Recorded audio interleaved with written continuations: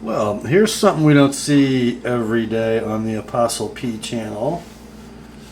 We have a simple cardboard box with the CRKT logo, Columbia River Knife and Tool. Seldom seen on this channel, but we are going to review one of their products tonight, and it is the 8900 Mah Eraser, product of Taiwan. This could be interesting. Stick with me, guys.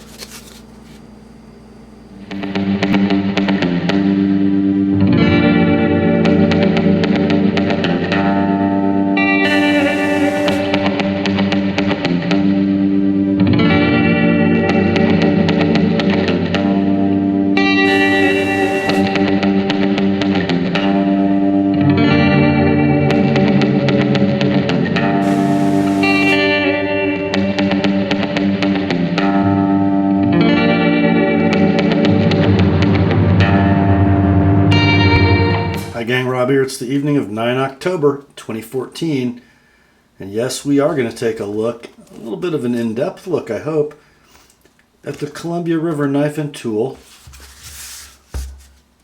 Mah Eraser. A 4-inch tactical folder designed by Mah for CRKT. Interesting blade. In the plain cardboard wrapper comes the knife in a plastic sleeve. And what else do we have in the box? The knife ships with some literature. Tip of the hat to Bob from Knivestown. Let's see, we've got some other CRKT products, some safety instructions, some promotional info on the locks system, warranty info, knife care do's and don'ts. You know, pretty good stuff as usual from CRKT. But we don't really come for the box, we come for the knife, don't we? And this is it. As I said, it is a full-size 4-inch tactical folder with a pretty cool set of ergonomics and design features. The blade, what would we call that? A modified reverse tanto, a modified sheep's cliff worn foot, whatever it is. It's a great utility shape with great piercing ability. Looks like a pretty good slasher with just enough belly. That 4-inch blade is fashioned of 3.5 millimeters thick AUS 8 steel. Great Japanese knife steel, stainless variety. I'm sure procured by CRKT for their Taiwanese maker. And rather significant, I think, this is not a Chinese produced CRKT knife. It is made in Taiwan. So we're probably going to see some pretty decent quality, don't you think? Now, more on this blade.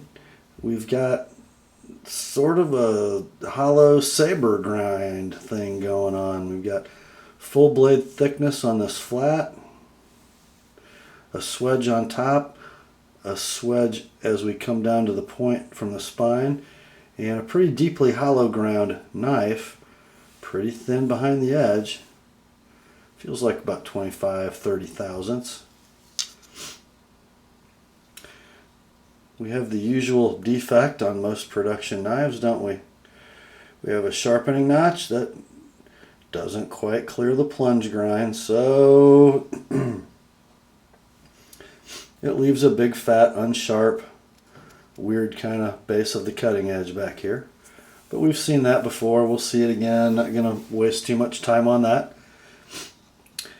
Behind this 4-inch blade is a 5-inch handle constructed of stainless steel liners, aluminum bolsters, and some pretty nicely machined, not polished, but finely machined G10 scales. The pocket clip on this knife is 4-way positionable. Left, right, tip up, tip down. It's not a bad clip. It's a little long, I think. Knife doesn't carry super deep in pocket, about right there, which gives you enough knife to pluck from the pocket. The weight on this knife, and this is kind of the first negative we're going to talk about. It's a 4-inch tactical blade, but it's 6.3 ounces. You know, not a super heavy duty 4-inch tactical blade either. It's a liner lock with a fairly thin locking leaf. We'll talk about why that needs to be as we go along. And it's pretty chunky widthwise too. About 11/16 of an inch, over 5/8 of an inch thick at its widest point. So it does take quite a bit of pocket. It is a flipper design, and it's on washers. I believe they are Teflon, but I haven't taken it apart to look. So if anybody knows for sure, be sure to chime in the comments and let us know. But just from its feel, it doesn't feel like phosphor bronze, it feels like Teflon. That's not necessarily a bad thing. CRKT has been doing that for a long time. One of the first modern folders I owned was the small size Crawford Casper from the early to mid 90s. And it was sort of a Zytel handled liner lock with a gorgeous spear point blade on Teflon washers. And it was kind of unheard of at the time for a knife to be on Teflon washers. And they were much heralded as being very smooth, and they are. And by the way, there is absolutely zero side to side or up and down play in this knife. I don't think it's quite a free dropper, but it's still very smooth. Easy to open, easy to close. And did you notice, guys? Did you hear that sort of double thwack, kind of R.J. Martin-like? You hear it break the detent, and then you hear it snap open. It's kind of intoxicating, actually. Now you'll notice I've got this knife clip oriented for left-hand tip-up carry, and notice how all the hardware on the knife is black except the pocket clip screws. We'll get some of these negatives out of the way before we finish a pretty glowing review. When I took the knife off the right side tip up carry and moved it over and started to tighten the screws, I noticed, and I think you can see this, that notice the milled cutout for the knife on that side. I noticed as I started to tighten things down that it just didn't fit well in that cutout when I oriented it for lefty carry. And you know, I'm just trying to make sure I've got it all secure, and I'm tightening down the Torx screws T6 with this beast of a torque monster, the Kershaw keychain Torx driver. I'm kidding, you can't get much torque on that at all, but I got enough torque to twist off one of the heads of the pocket clip screws like a little donut, leaving the shaft of the screw in the knife. So I changed out both of them to some screws I had in stock, and they are bright stainless. Sorry about that, guys. That's the way it's going to stay. And by the way, this knife is in my 5,000 subscriber giveaway. And here's sort of the story of how I got it and why. I've been watching this knife since it first came out. What, probably 2011 or so? And I thought it was such a stunning design. And it really is. The ergos are just fantastic. Not like anything else you've probably ever held, but they are fantastic. The way the handle puts the cutting edge right on the work. The way in the saber grip the point is just poised for piercing. It's good, and it's good in all grips. Saber grip is great, draw cut grip is great, hammer grip is great. reverse grip. They're just all good. Mr. Mah knows how to design a fighting knife with utility capability, no doubt about that. So I thought it was rather stunning. I also thought I had a hard time getting my mind around the blade shape, which, you know me guys, I'm a drop point, clip point kind of guy, and with pretty rare exception, those are the blade shapes I gravitate toward. I guess one rare exception would be the Benchmade 940, wouldn't it? But, you know, when I looked at how these knives were priced in the beginning, what, between $80 and $100, overseas produced, albeit Taiwan, ASA 8 blade, no matter how pretty it was, I just sort of had trouble paying much more than $50 for a knife like this. And I didn't. I sort of held off, and now the knife is discontinued, and there are some retailers that have some stock left and must not be moving super well, because you can buy these knives for between $55 and $60 now. And I thought, what the heck, for $55 or $60 I'm going to buy it, and I'm either going to fall in love with it and keep it, or as long as it's not a total piece of junk, I could, if it doesn't really wow me, include it in my giveaway, which is kind of what I ended up doing. It's exactly what I ended up doing. And within the next few days, I'll be announcing the new owner of this knife. So why didn't it wow me enough to keep? Well, let's talk about that. First of all, it's got some sort of normal CRKT fit and finish issues. If we kind of go around the edge of the knife handle, you can see the aluminum bolsters really don't match up with the stainless steel liners very well. I'm going to close the knife to do this.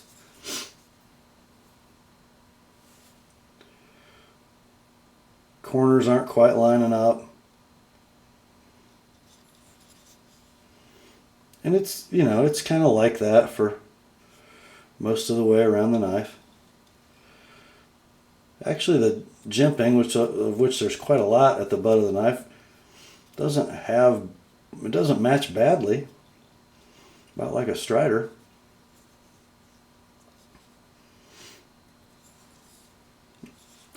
See where the G10 meets the aluminum? We're just kind of out of whack there a little bit. But you know, this isn't a knife that's put together, roughed out, and then finished together so everything's perfect. All these parts are finished and then they're assembled. Here's something else that I thought was kind of odd. These aluminum bolsters appear to have an orange peel finish, but it's not really a finish on the aluminum. There's some kind of a clear coat with that orange peely kind of finish in it. And you guys who have owned these for a while, please give us a comment and let us know how that coating holds up, because it doesn't feel like it's very hard, and it feels like it might kind of rub off over time, but I'm just speculating there. Pocket clip is sort of your standard painted variety. It's probably going to chip and scratch and not look very good after a little bit.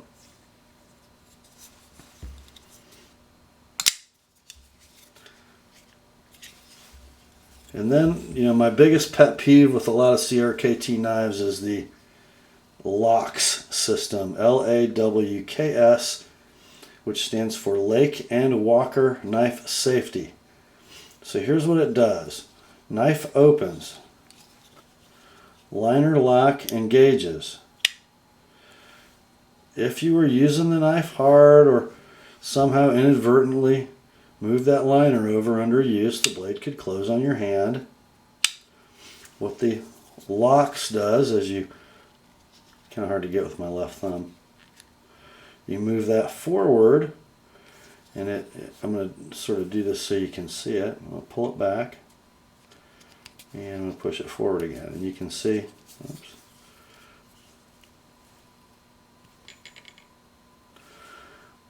see a little piece of metal, a little piece of steel that's going to rotate from behind the blade tang out into the liner lock area.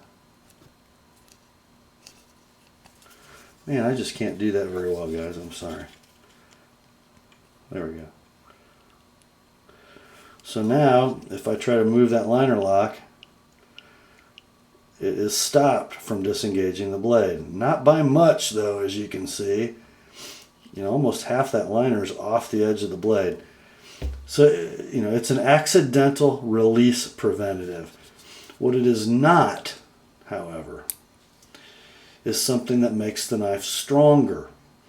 You know, if we put negative force on the blade, so force going this way, and we start to put pressure on this locking leaf, it's already got a bow in it in this direction. So as pressure is exerted this way, it's going to increase that bow. It's not going to make it go the other way and try to straighten out. It's going to increase the bow. The lock is going to bend this way, and it's going to get jammed between the blade and the far liner as this bend increases. Now, generally a thin liner lock like this under force is not going to slide off the blade tang this way. It's going to bend and deflect and go that way. So when the locks system was first marketed, a lot of CRKT's literature said things like, gives you the advantages of a fixed blade without the heavy, costly sheath system required for a fixed blade. Well, guys, it doesn't make the knife a fixed blade. Never has. No gimmick on any folding knife will ever make it a fixed blade. It just can't be so. And I would contend that the space required for the locks system in a given envelope or this dimension, because of this, look at the gap between the blade tang and the liner on that locks side.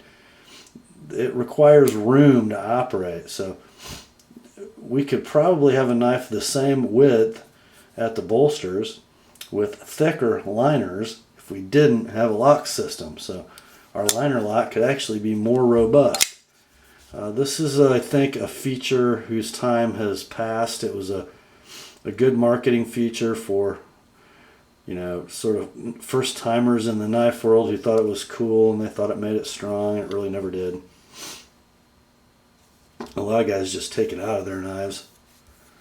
I wouldn't probably do that, but it'd be nice if it was easier to manipulate with my left thumb. It's really not too easy to get with either thumb on this knife. Your thumb just wants to roll right over the top of it. Man, not good. But I will never use it anyway. Wouldn't use it if I were keeping the knife. So just a couple things that make me not super warm for this knife, as is usually the case with CRKT products for me. I would say that this might have been a bit of a learning knife for CRKT. It's a knife designed by a very prominent, pretty hot designer in the 21st century, Mah.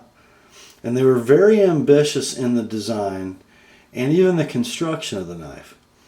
But I think when they saw the quality of the finished product and they saw the lukewarm reception for it because of that, and I'm not talking mechanical quality, guys. The knife is freaking sweet to deploy and to use. It really, really is, except for that flipper kind of gets in your way when you close it, which is characteristic of flippers.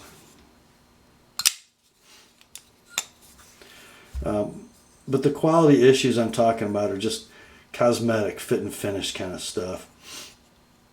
And the reason I say maybe it was a learning knife for CRKT is because what happened a couple years later?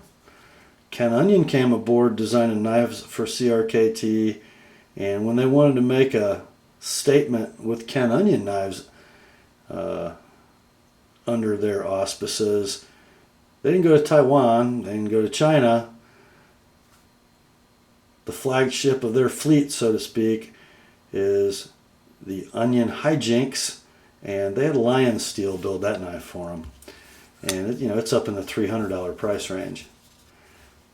I think they would have sold at least as many Mah Erasers at, let's say, $200 to $250, maybe with a titanium frame and a bolster lock and the same G10 scales, and they could have made a lot better knife. I think it would have been more well received. This is kind of no man's land for a Taiwan produced knife.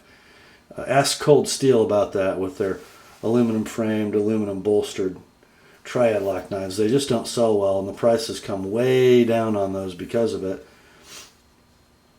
People love to spend $30 to $60 on a really well-made knife from Taiwan.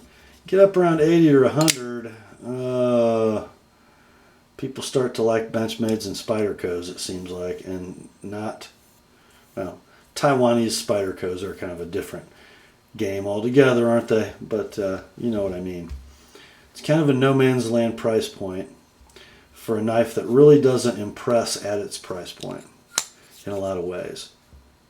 But man, is it cool. And I don't mean to belabor the negatives. I mean, the knife is just plain cool. Look at the grinds on that blade. And this is something they did a superb job with. The satin on the flats runs longitudinally in the blade, and then on the swedges and the hollow grind, they run vertically. And they're well done satin finishes too. They really, really are. For grinder satins with sort of Scotch-Brite finishes, they're very nice. The flipper is super comfortable. And it really doesn't care how you flip it. You want to do a pullback deployment, we can do that. You want to do a push button, does that better, I guess. Most knives do. But it flies out. But the ergonomics, guys, are just phenomenal. Especially in the saber grip. We've got a conspicuous lack of jimping at the spine, but you don't need it. Your hand is so locked into that knife, you are never going forward on that thing. I mean, it's like a pistol grip in the back. Just amazing. I'm going to back up on it. One finger, drop the pinky over the pommel. You can do that, get yourself a little extra reach. It's just as secure. Just pretty darn neat, I think. I think CRKT did learn some things from this knife. But you know, it might not be a bad one to have in your collection. They only made it for 3 years. I think it might be the only Mah knife they made. This might become sort of sought after like my old Crawford Casper in a few years. Who knows? We'll be saying goodbye to it soon, and I think somebody's going to be a pretty happy owner of this knife. That's all for tonight, guys. I thought you'd just like to see it before I send it off. Grace to you and peace, my friends, from God our Father and the Lord Jesus Christ. And remember, the Word is sharp.